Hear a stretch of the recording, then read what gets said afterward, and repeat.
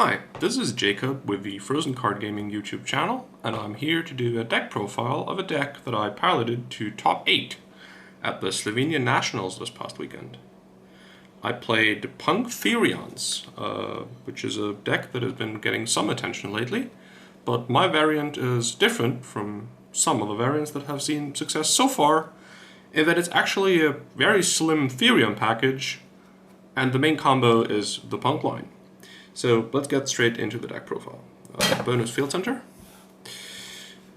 So first off, we have the one-card starters. I like playing one-card starters because I do not like bricking. So we play the 3 Zeamin, the 3 Ogre Dance, which are really just extra copies of Zeamin, and then the 3 Emergency Teleport, which are just more copies of Zeamin. All of these, any one of these, is going to be full combo by itself. So for context, full combo in this deck is just summoning this guy. Hot Red Dragon Archfiend King Calamity. It's a 5D's manga boss that it has Calamity in its name. It's kind of VFD. We'll get to it when we get to the extra deck. So any one of these by itself makes that guy on your opponent's turn and skips your opponent's turn. Then we have the combo pieces in the P.U.N.K engine. We have the 3 Foxy Tunes, which are not actually one-card starters by themselves, but are really good Ash bait if you have more P.U.N.K cards in your hand. And the 1 Therion. This is the new P.U.N.K that came out in Dimension Force. It's level 5, so it makes Chaos Ruler with Zeamin. And if it goes from the field to the graveyard, it special summons back a P.U.N.K from the graveyard. So it sets up Fiber by itself, and it sets up rank 8 plays by itself, because obviously Chaos Ruler is level 8. So this can bring back this or this. Also, the main combo line pretty much just revolves around getting these 2 cards on the field together, and that's full combo. And you achieve that usually by using Foxy Tune. But it is worth noting that if you draw a lot of P.U.N.Ks, you can play around Ash really well, because Therion has a second effect, where if it's in the hand, you can reveal it and another P.U.N.K in your hand, send one of them to the graveyard, special summon the other. So for example, if you have a spare Foxy Tune or a spare Ogre Dance, and your Zeamin is allowed to resolve, you can add this directly, use its effect in hand to send the other P.U.N.K to the graveyard, summon Therion, and you play around Ash and Foxy Tune, which can come up. So that's the P.U.N.K package, right there. Then we have the combo pieces, which are required to do the Calamities combo. We need a level 1 tuner to summon off of Fiber. We play Jet Synchron, freshly freed from the ban list. We used to play Plague Spreader in this, but Jet is just way better. And then Effect Veiler as a backup.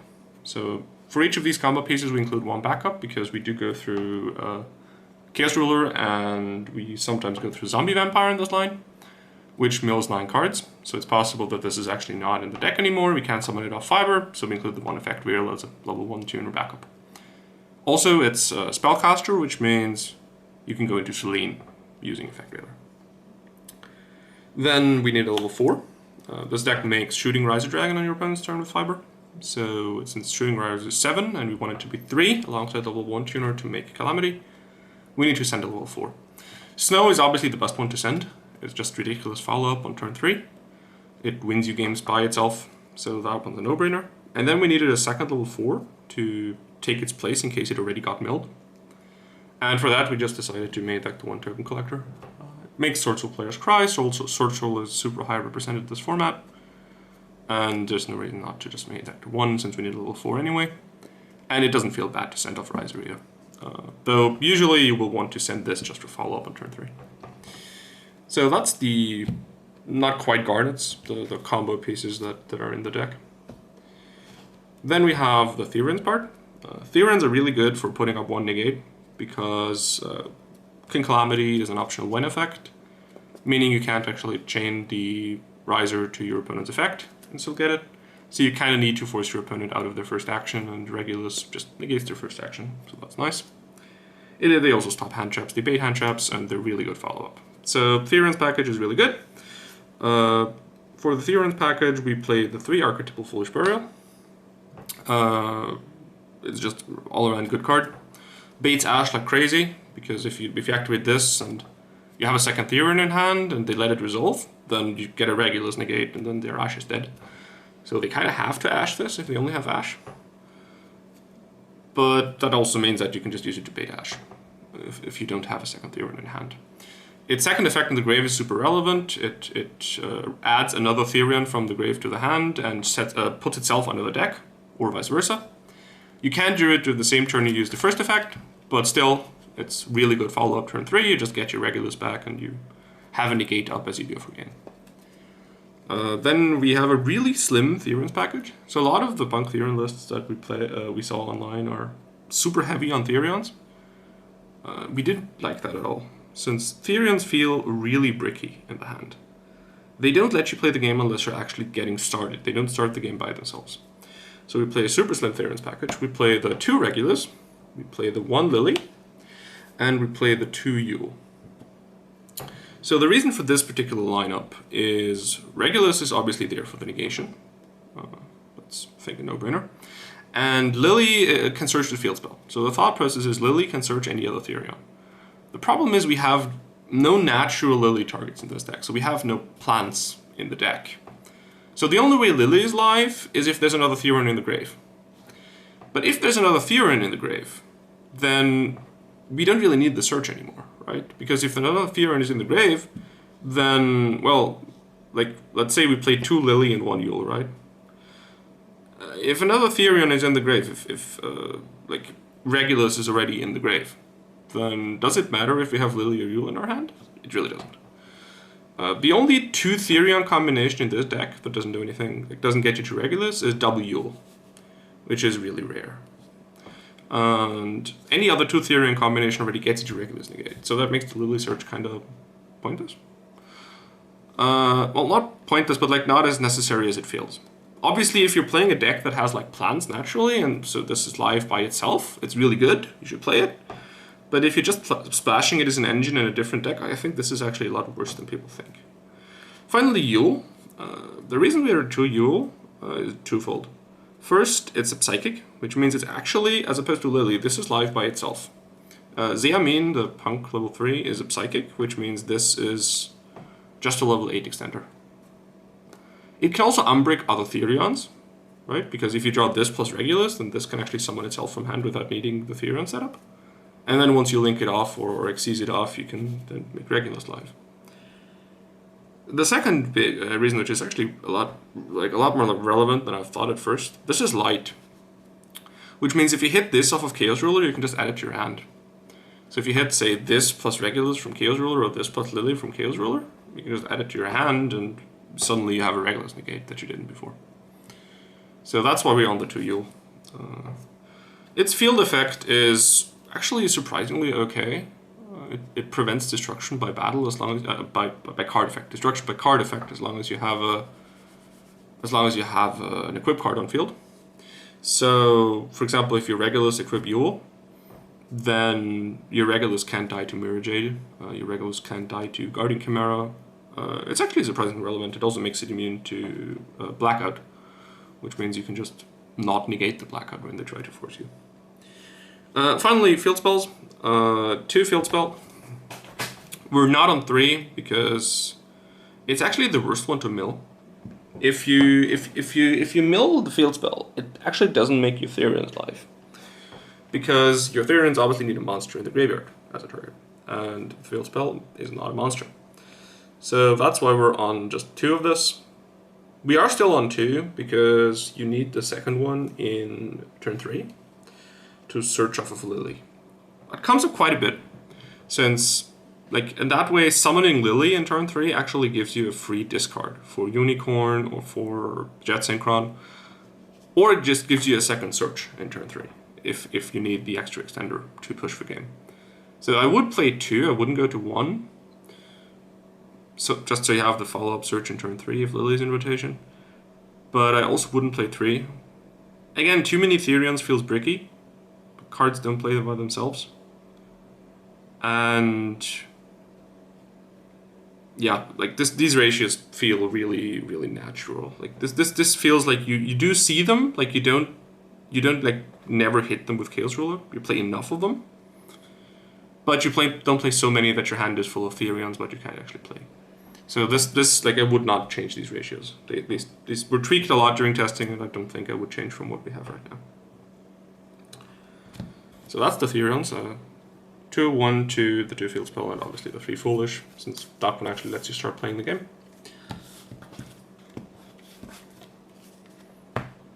But then we have generic good cards. So we're not playing actually that many like combo cards like that are actually like the engine of our deck, which means we have a lot of space to play generic cards. So obviously the one called by, just a ridiculously good generic card, negates hand traps, banishes. It's like essentially a free DD Crow against Despia. In turn 2, turn 3, when they try to go for red or for banishment, you just banish the target, doesn't do anything. Really, like, feels way better than Crow against Sword Soul. You can hit 10Es and actually turn them off for the turn, so they don't just get them back with Atara.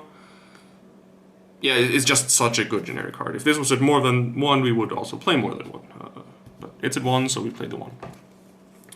Hand traps. I'm honestly not sure why so many decks are cutting hand traps. Ash is by far the best hand trap of the format. This card by itself carries games against Despia, now that Adventure is apparently no longer in vogue. You just let them do whatever they're doing, and once they activate Branded Fusion, you Ash them, and suddenly their ceiling is non-existent. That's pretty much all there is to say about Ash. It's also never dead, so that's nice. 3 DD Crow. It's dark, which means you can add it off Chaos Ruler. It, like I said for Call By, just if you have this in hand, you're playing against Despia, you're feeling really good about yourself. Since you just banish their red target, you banish their banishment target, and suddenly they don't really do anything. It's kind of like Ghost Bell against Tri Brigade, right? You Ghost Bell the Revolt, and suddenly all their value disappears. You banish the target for red, and suddenly all the value disappears. Yeah, so 3 DD Crow is kind of self-explanatory. The card is slightly worse than like it is against Despia against Sword Soul. If you're expecting a lot of Sword Soul, you could maybe consider cutting this to 2. But still, like, adding it off Chaos Ruler comes up so often, and even against Sword Soul, like, this is actually a pretty strong card. You can banish the Baxia target and still make them go -1. You can sometimes, if they have like a scuffed hand, you can just banish the Taya before, like the 1 card engraved before the Taya can banish it, and then it stops their turn. You can banish 10Ys. It comes up like if they have a Vishuda engraved, you can banish the Vishuda before it can bounce something.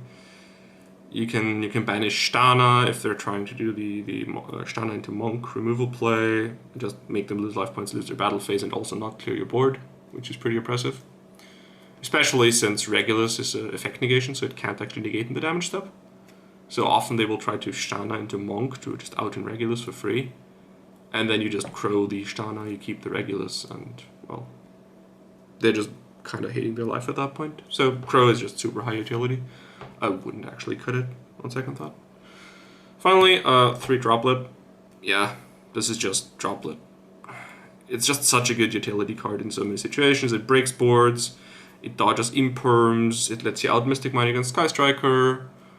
Like, Unicorn try to spin the Mystic Mine, they try to Widow Anchor to just change the Droplet, you negate their Link monster, you shuffle the Mystic Mine.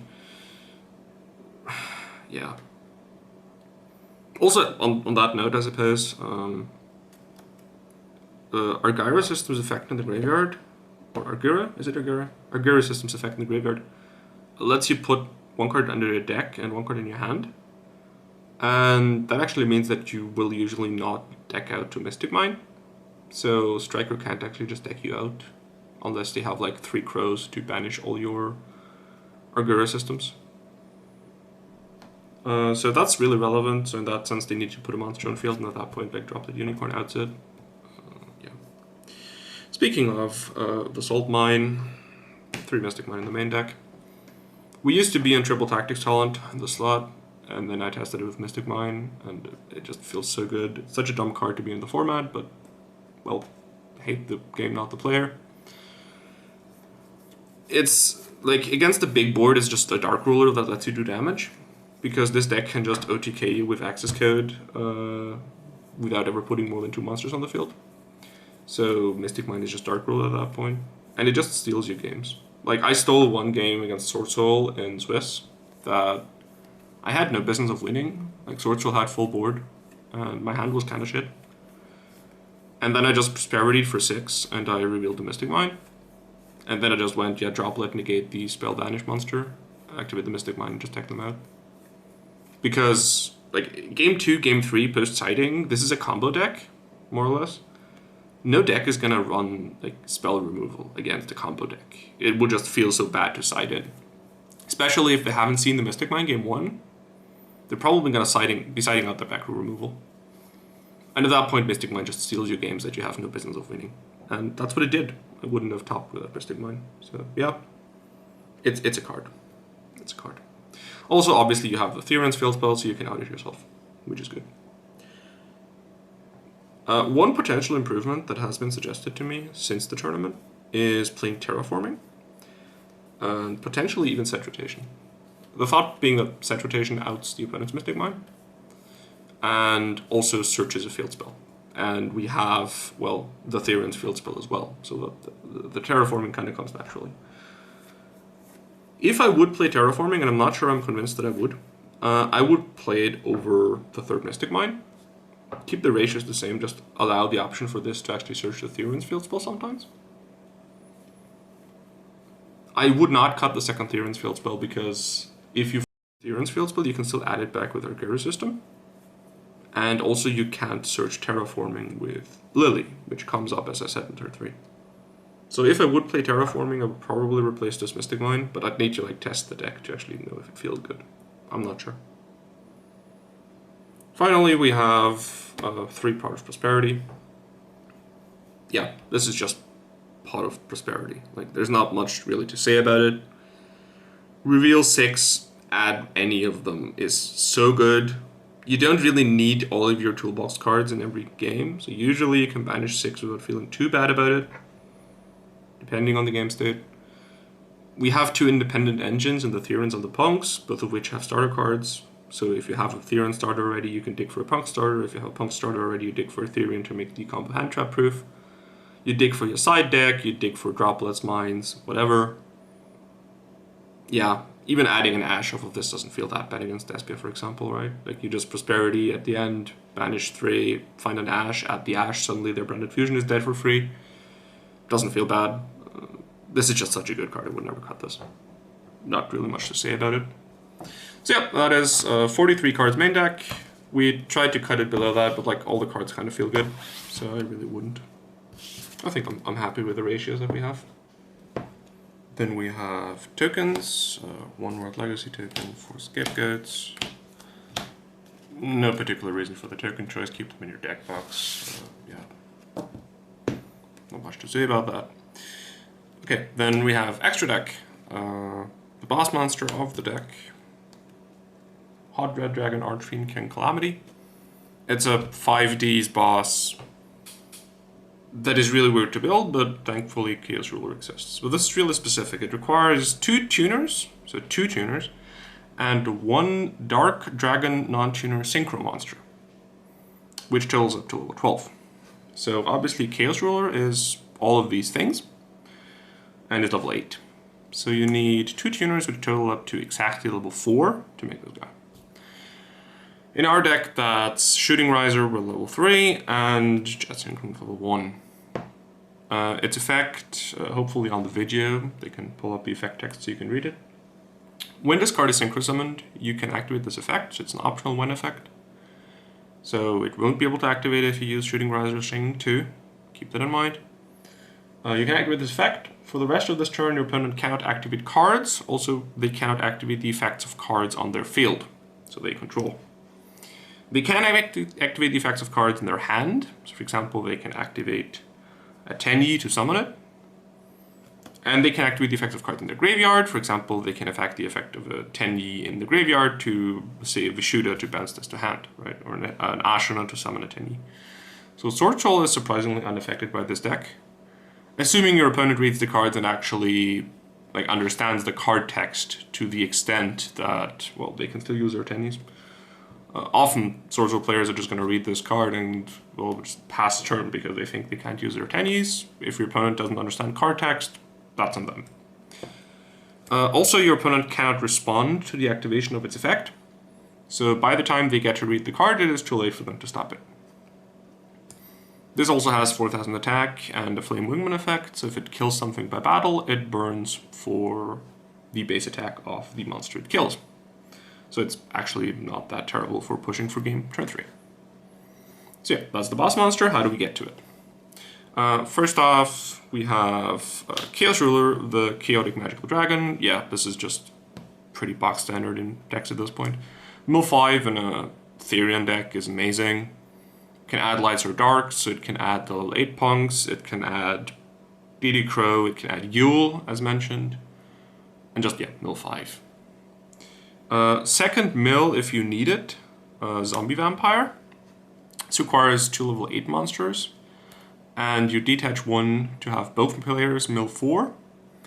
And if any monsters are milled, you can special summon one of them. So the reason you don't always make this is twofold. Many decks in the current format actually appreciate the mill. So if you mill, let's say, a Desperate Tragedy for a Desperate player, or you mill a Vishuddha for a Swordswell player, you kind of feel bad about it.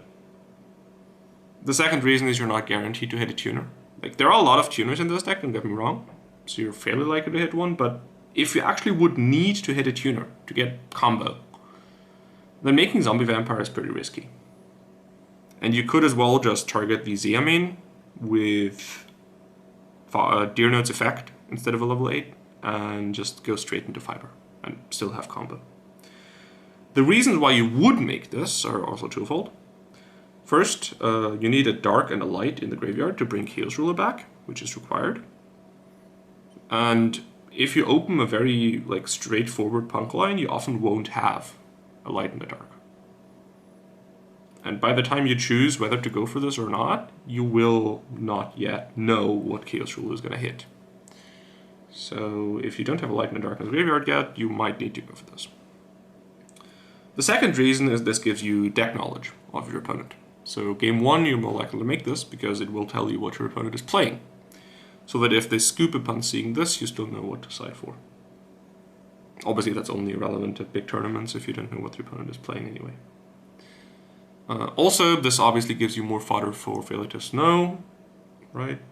Which is relevant. And if you already have a tuner, you can, for example, normal summon because you start with ETLA.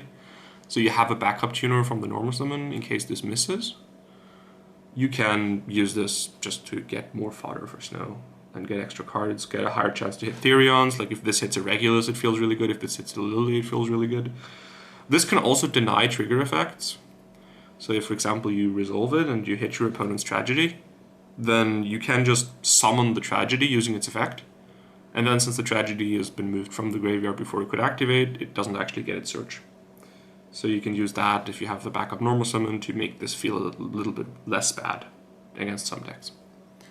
But yeah, you don't always make this, you always make this if you have combo. Then obviously, Fiber. Not much to say about it. This summons a level 1 tuner and then summons Riser on your opponent's turn. It's Fiber. That's really it. So yeah, summons Riser. This is the replacement for Formula Synchron. Before the ban list, these decks used to use Formula Synchron and Plague Spreader to achieve the same goal. Riser is just a Formula Synchron that doesn't draw a card, but instead puts Snow in the graveyard. Which is, yeah, I would argue a better Formula Synchron. Yeah. Only downside is that Formula used to let you make Baron with a level 8, which this doesn't let you do. So, for example, if you declare Formula to draw, and your opponent chains Impermanence or Forbidden Chalice or whatever, you could then chain the Formula Synchron to just go into Baron as a backup plan. And Riser kind of doesn't let you do that, so it's a lot more vulnerable to Imperms. But in general, just the Snow setup is so much better than the draw from Formula used to be. Just because of how good a card Snow is. So yeah, that's the combo pieces in this deck, the 5 combo piece slots. Then we have the turn 3 package, the stuff that actually ends the game. Line of the Light Charmer. This is the 14th card we added to the extra deck, and I would not miss it. This just summons a body from your opponent's graveyard. There's so many lights in this format. Effect Veiler, Ecclesia, Ashuna, The Lubellion is light, Corides is light. There's just so many light cards in the format. Yeah. You can steal your opponent's snow if forces them to chain it in an unfortunate situation, etc.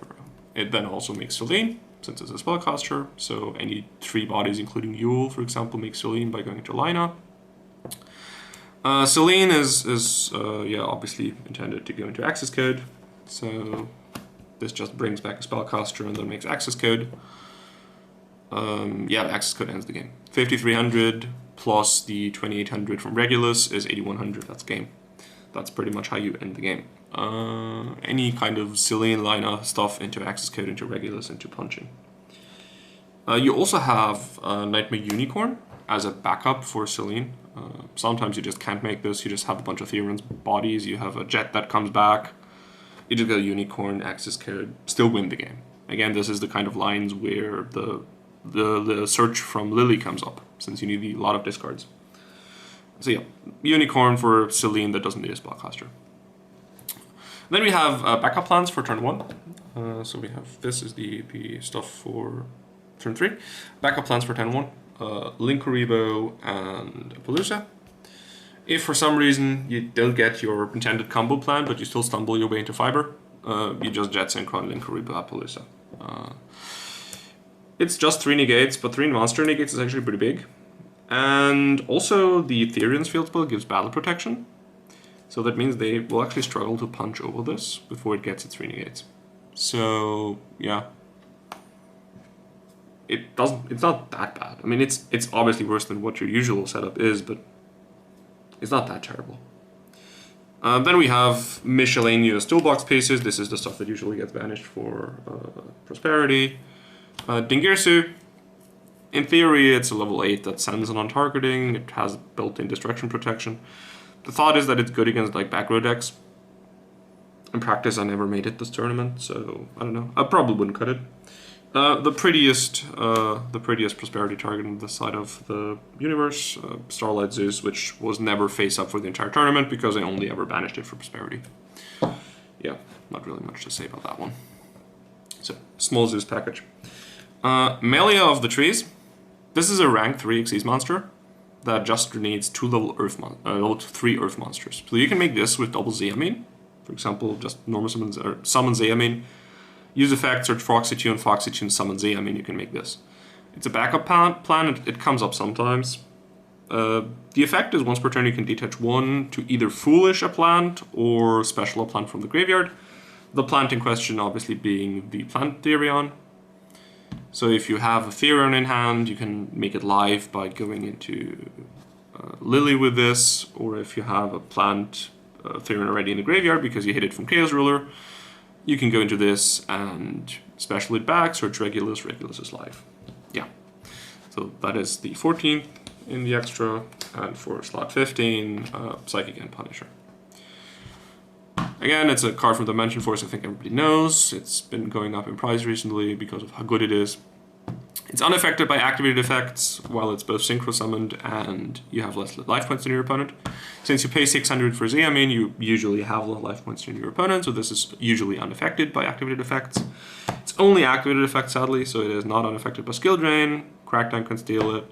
Importantly, Mirror Jade can destroy it in the end phase, since not part of the resolution of Mirror Jade's activated effect.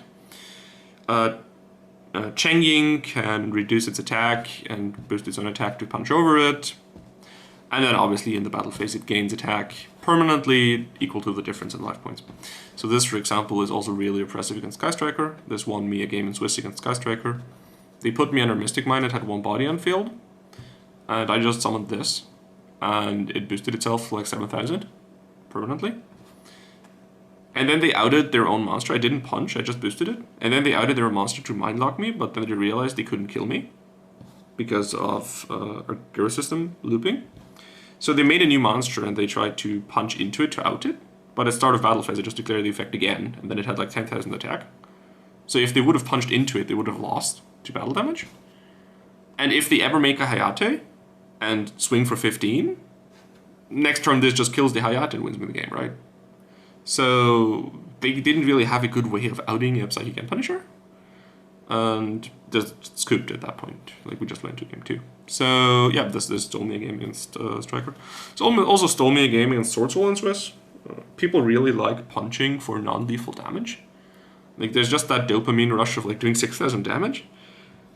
At which point, like, the Sword Soul player, like, went, like, had, like, Nibiru and the negate, like, the Sword Soul negate, and, like, a set blackout. And I just got the, like, I forced the blackout with Regulus. I Zeamin, that got negated. The Chaos Ruler came back, and Zeamin plus Chaos Ruler just made this, and I punched into a Shaman of the Tenyi for lethal damage. Yeah, so Psychic and Punisher is a really good card. I wouldn't cut it. This is the latest addition to the deck, but yeah, really good card. Wouldn't cut. Finally, we have the side deck. We play a bunch of going second cards, which, if we know we're going first, we don't need those. So we play the 3 anti-spell and the 2-dimensional barriers. This used to be 3 and 2, but then Mystic Mine won YCS Hartford, and we figured, well, a lot of people are going to be a Mystic Mine now, so we change it to 3 and 2, because this beats Mystic Mine. Not really much more to say about that. It's 5 going second cards specifically. Gonna go about that in a second. So first off, we hate Sword Soul, so we play the 2 token collectors that aren't in the main deck. Then a random one-off in the side deck, Ghost Ogre. The thought is that this is a level 3 Psychic, so this can be summoned off of an Emergency Teleport. And its effect can be used on the field. It's the only Ghost Scroll that can do that. And the idea is that you side this in if your opponent's playing a deck that makes Appaloosa. Because obviously Appaloosa is on one score chain and needs to reduce her own attack to negate something. So if your opponent, you just e-tail it for this, and then you do your normal plays. And if your opponent tries to Appaloosa, you just activate the effect, send it off. It destroys the Appaloosa, so it can't reduce the attack, it doesn't negate, and you just out the Appaloosa with e-tail, which is, yeah. Never came up in the tournament. I didn't play any deck that I would side this in against, but in testing it came up, and it worked really well. Then we play 3 Twin Twisters. So this deck is not very good against back row decks, because the punks go minus to do things, and that makes it tough when you're trading value against the back row deck. So you play these to help against back row decks by trading evenly. Yeah, this card 1 is good in Therions for the obvious synergy. Therions 1 to be in the graveyard, so you play this instead of Cosmics. Also, the reason we play 5 going first cards instead of 6 is that we side in 1 Twin Twisters post-siding, just so that we can out the mine. So if they think they're gonna deck out you, then you just keep drawing, eventually you draw this, and then you just kill them. Yeah. Also, back row hate. 1 red reboot, and 2 evenly matched. We wanted 6 cards against back row, and if you go second against back row, this is 6 cards. There's a consideration for going 2 Twin Twisters and 3 evenly. We ended up going with 3 Twin Twisters because it's chainable. It just feels better. 15th card in the side deck, Natural Rose Whip. This is also against back row decks, but if you're going first. In case you're not on top of the latest flavor of the month, this is a level 3 tuner, so you can summon this as a fiber. And its effect says just your opponent cannot activate more than 1 spell or trap card per turn. So the thought is that you make this against Eldritch, against Striker, against anything like that. You go first, you make this, you make Regulus. And since Regulus negates the effect, that means it doesn't negate the activation. So your opponent activates a spell trap card, you just Regulus negate the effect, and then this says you can no longer activate spell trap cards, and you just win from that point. That's the theory. In practice, it never came up because I played against Striker once, and there I didn't end up going first after siding, so I didn't side this in. It's also a plant, so it's a Lily target. That can come up in theory. Yeah. So yeah, this is just, you make this off of fiber. It's also 1700 defense, which is surprisingly hard to get over for many decks. And also the Therion field spell obviously has battle protection, so it makes this harder to add. So yeah, that's it. That's P.U.N.K Therion's 43 cards main deck, 15 extra 15 side, and I think it worked really well. I wouldn't really change that much in terms of deck building. One regret I do have is that I think I had done enough testing against Sword Soul. We built this deck mostly for Austrian Nationals, which was 2 weeks ago, when we still thought that Despia would be the deck to beat this format. That's also why we made the 3 Crows. So I didn't really test that much before Slovenian Nationals. Going there was kind of an on-the-cuff decision. So I actually made a pretty big misplay all throughout the day, where I ended up sending Token Collector from Shooting Riser against Sword Soul. And I played 6 Sword Soul in 8 matches I played. So the thought is that you would send Token Collector and then you just Regulus and just win the grind game. Problem is, the modern 10D Sword Soul lists can actually play under Token Collector pretty well by making Draco Berserker or just making Bloody Rose and shuffling it back or banishing it. So I would actually still send Snow. I will still send Snow in these situations over Token Collector in retrospect. During the tournament I didn't see this and I didn't change it on the fly because, well, I was busy playing a tournament. But in retrospect I would always just send this even against Sword Soul, and this just only if the Snow already got milled. This is just so good in turn 3, and this isn't actually live until turn 4 if you mill it from Riser. So yeah, mill this against anything, even against Sword Soul. That's the one regret I have, which might have got me further than top 8, but well, what can you do? So yeah, that's it. 43 cards main deck, 15 side, 15 extra. Shoutouts to my good friend Harun, who actually pioneered this deck in our testing group. He piloted it at Austrian Nats in a slightly different version, with no Mystic Mines and triple tactics and slightly different extra deck. Sadly, he bubbled out, so he didn't make top cut.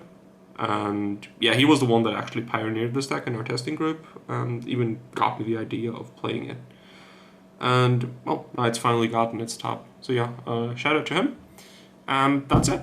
Thanks for sticking with us through this somewhat lengthy deck profile. I hope you enjoyed it. Try this deck out online. It feels really nice to play. And hope to see you again soon. Bye.